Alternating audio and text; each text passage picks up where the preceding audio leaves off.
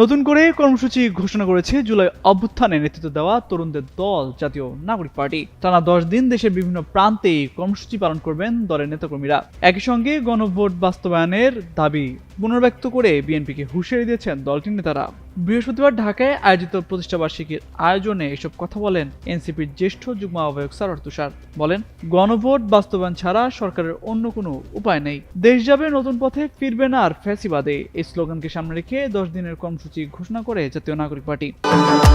ভবিষ্যৎ হোক নিরাপদ, বিনিয়োগ হোক বিশ্বস্ত, আর আমার পছন্দ সল্ট বে। ওয়েলকাম টু সল্ট বে। বিপ্লব বিকল্প বিনির্মাণ এই আদর্শ ধারণ করে আগামী 28 ফেব্রুয়ারি জুলাই শহীদ পরিবার, ফ্যাসিবাদ বিরোধী রাজনৈতিক দল, গণমাধ্যম কর্মী ও অ্যাক্টিভিস্ট এবং সারা দেশের জেলা নেতাদের নিয়ে ইফতার মাহফিল অনুষ্ঠিত হবে। এদিন গত 1 বছরের কার্যক্রম নিয়ে ডকুমেন্টারি ও চিত্র প্রদর্শনীর আয়োজন থাকবে। 2 মার্চ চট্টগ্রাম থেকে শুরু হবে টানা 10 দিনের কর্মসূচি, যা শেষ হবে আগামী 11 মার্চ রংপুরে।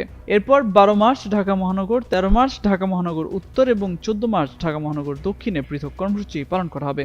1 বছর পূর্তি উপলক্ষে ইফতার, দোয়া মাহফিল ও চিত্র প্রদর্শনীর আয়োজনের মাধ্যমে সাংগঠনিক শক্তি আরো জোরদার করার প্রত্যাশা ব্যক্ত করেছেন দলটির নেতারা।